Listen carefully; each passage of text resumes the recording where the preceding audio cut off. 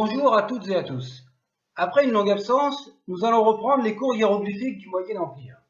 À la fin de la vidéo numéro 17, dans le générique de fin, nous mentionnons l'arrivée d'un nouveau collaborateur, Fred. Nous remercions également un internaute qui a remarqué 2 erreurs de traduction. Dans la vidéo numéro 10 à 1 minute 14, nous traduisons smer par serviteur, alors que cela veut dire courtisan.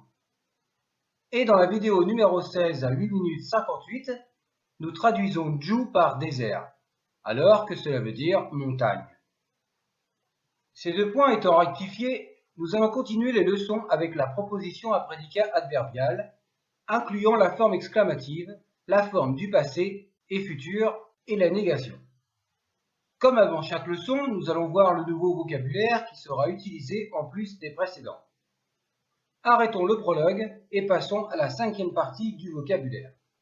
Le premier mot c'est at, un mot féminin, qui veut dire la puissance. On retrouve exactement les mêmes hiéroglyphiques que at, qui signifie l'instant, le moment. Abdjou, pour Abydos, une ville du nome la Grande Terre. C'est le principal lieu de culte d'Osiris. Abydos, écrit régulièrement avec le hiéroglyphe numéro U23, on le connaît pour son bilitaire mer. Ici, c'est le bilitaire ab. L'unilitaire qui l'accompagne, le B, est écrit à la fin pour former un joli cadran. La colline représente le bilitaire djou qui est au-dessus du déterminatif. Yahou, mot masculin qui veut dire adoration, louange. Younet, pour la ville Tentiris, la capitale du nome le crocodile, appelée aujourd'hui Dendera. Le premier signe est le O28, une colonne qui donne le trilitaire Youn. Commençons également par Youn, nous avons Younou, pour Héliopolis. C'est la capitale du nome, le sceptre intact, connu principalement pour l'adoration des divinités solaires. Iterou signifie le fleuve. Le N36 représente un canal, c'est un déterminatif pour les cours d'eau.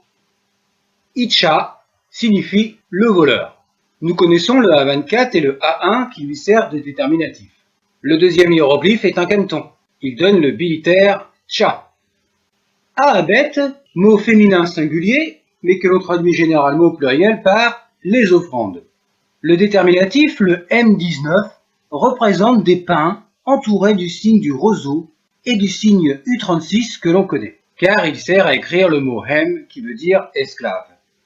Aou signifie la profession de traducteur. On peut aussi traduire par interprète.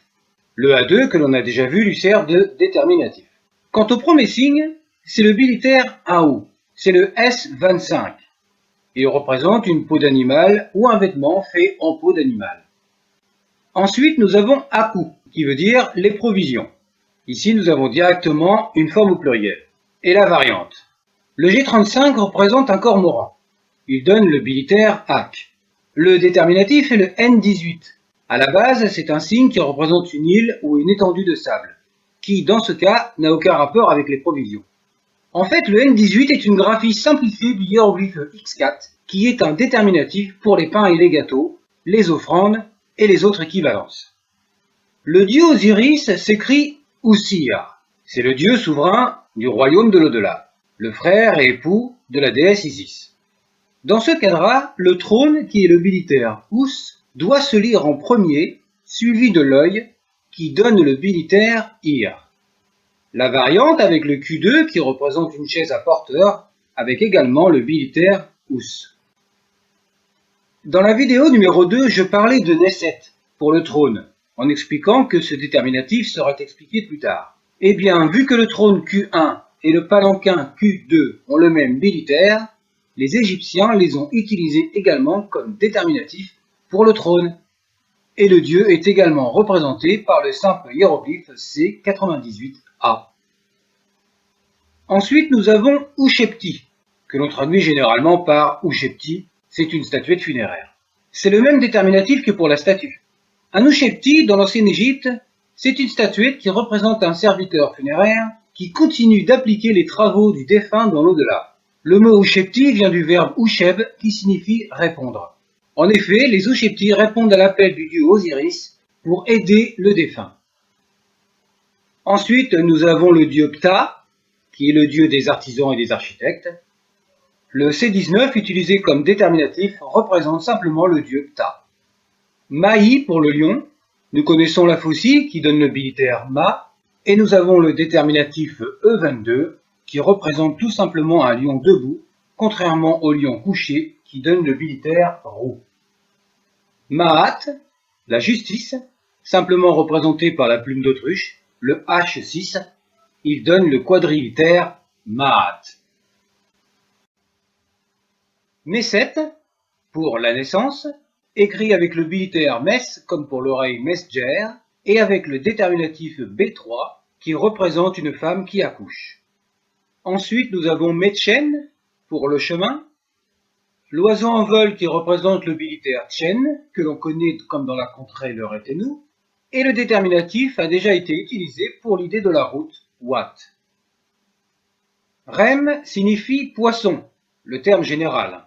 Le déterminatif est le K1, un poisson appelé tilapia, très commun dans le Nil depuis l'Antiquité jusqu'à nos jours. Ha'aout signifie la réjouissance. Le déterminatif A28 est utilisé pour les notions en rapport avec la hauteur, la joie, le deuil et autres équivalences. Chefet her pour la préposition devant. C'est simplement une autre équivalence de la préposition chefet. Nous avons déjà vu le mot smer dans la vidéo numéro 3, où je parle également de smerwati. Voyons maintenant ce titre. L'ami unique. C'est un titre de cours désignant une catégorie de prêtres résidant dans les appartements royaux. Le mot wati, qui signifie unique, est un nom de relation dérivé de wa, le chiffre 1, que nous étudierons dans les leçons sur les chiffres et les nombres. Le bilitaire roi est représenté par un harpon, c'est le hiéroglyphe T21. Et également le titre Smerwati Nessu, l'ami unique du roi, administrateur de la double trésorerie du gouvernorat d'Égypte, où Wati a simplement été abrégé et Nessu pour le roi, utilisé en génitif indirect. Sechem, mot masculin, qui signifie la puissance. Le trilitère Sechem est le S42.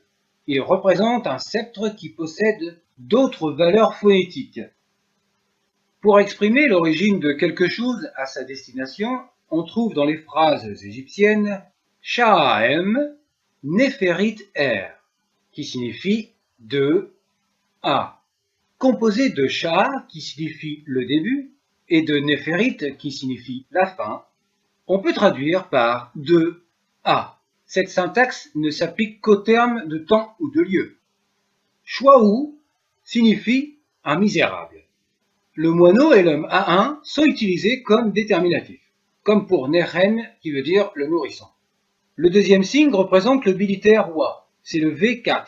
C'est un lasso employé pour la capture de gibier. Ensuite, nous avons Kenet pour la vaillance.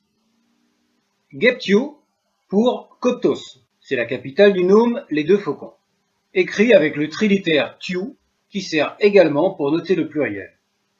Nous avons déjà vu Tawi qui veut dire les deux terres, épithète très commune pour signifier l'Égypte. Maintenant, nous allons voir les deux parties de l'Égypte. En premier, nous avons Tamehu, qui signifie la Basse-Égypte. Mehu signifie à la base la Basse-Égypte.